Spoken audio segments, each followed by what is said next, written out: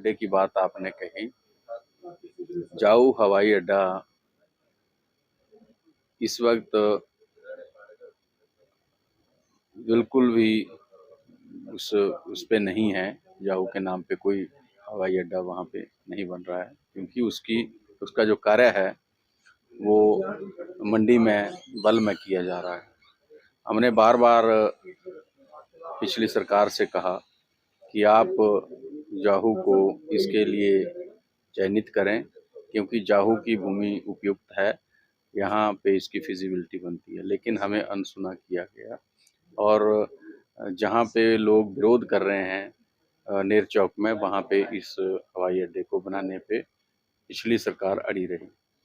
हमने अब जब हमारी सरकार बनी है, जो सर्वे एजेंसी थी उसको हमने बदला है और दोबारा से सर्वे करने के निर्देश दिए हैं।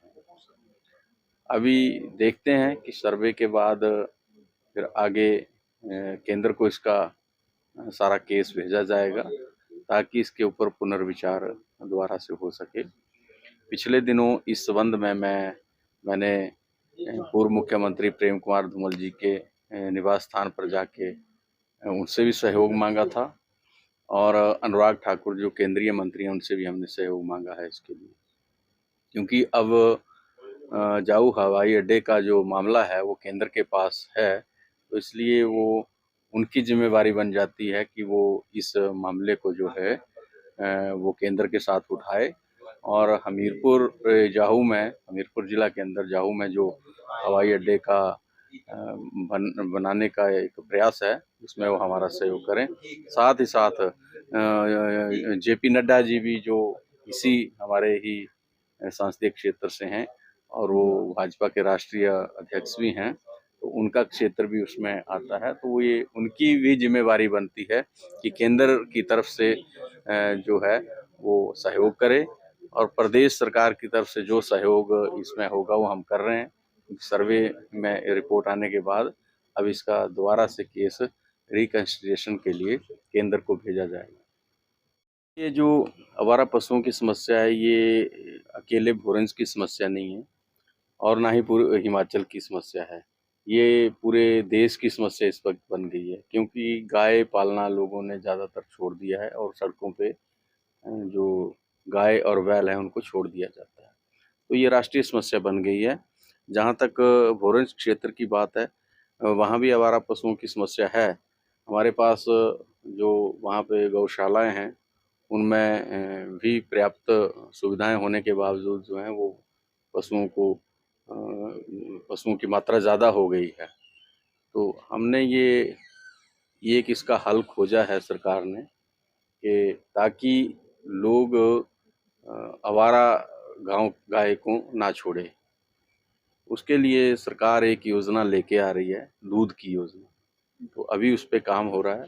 हम किसान से 100 रुपये किलो भैंस का दूध और 80 रुपये किलो गाय का दूध खरीदने वाले हैं, और उस पर सब्सिडी देके उसको फिर सस्ते में मार्केट में बेचा जाएगा।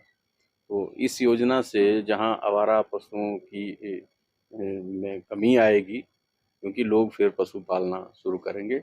ये सरकार की तरफ से एक प्रयास है इसलिए। डॉक्टरों की जो कमी है उसको पूरा करेंगे, और लगभग हमने पूरा कर दिया है। इस वक्त भोरंज में 2 पद खाली बचे हैं, बाकी के सारे पद जो हैं वो भरे गए हैं। हमारे पास जो हमारे प्राइमरी हेल्थ सेंटर थे, चाहे जाहू था, वहाँ पे डॉक्टर नहीं था, तो दूसरे प्राइमरी हेल्थ सेंटर से डॉक्टर जो था वहाँ 3 दिन जाता था। और इसी तरीके से जो भोरंज का हॉस्पिटल है वहाँ से भी डॉक्टरों की ड्यूटी लगती थी। तो वो जब डॉक्टर वहाँ नियुक्त हो गए, जाहू में भी नया डॉक्टर आ गया है, और अब चंबो में भी डॉक्टर है, बगवाड़ा प्राइमरी हेल्थ सेंटर में भी डॉक्टर है, बड़ौदा में भी डॉक्टर है, महल में भी डॉक्टर है। तो प्राइमरी हेल्थ सेंटर में जो कमी थी वो पूरी कर दी गई है, और भोरंज का जो हॉस्पिटल है उसमें भी अब डॉक्टरों की कमी नहीं है। लेकिन वहाँ पे ये बात है कि अभी भी वहाँ से मरीजों को जो अनावश्यक रेफ़र किया जाता है। तो इसके लिए हमने प्रयास किया है कि जो जो वहाँ पे कमियां हैं, जो जो उनको मुश्किलातें आ रही है, उनको दूर किया जाएगा। और हमारे पास वहाँ अच्छा मेडिकल स्टाफ इस वक्त है, वो वहीं पे उपचार लोगों का स्थानीय स्तर पर करें, ना कि हमीरपुर भेजें। देखिए, भोरेंज क्षेत्र में लंबे समय के बाद कांग्रेस पार्टी की विजय हुई है और निश्चित तौर पर लोगों की उम्मीदें भी ज़्यादा हैं और मैं ये वादा करता हूँ कि लोगों की उम्मीदों के ऊपर खरा उतरूंगा।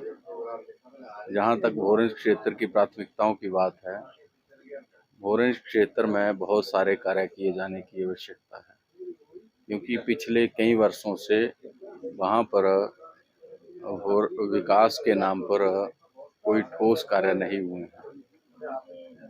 महज जो पिछले कार्य चले आ रहे थे उन्हीं को आगे धकेला गया है।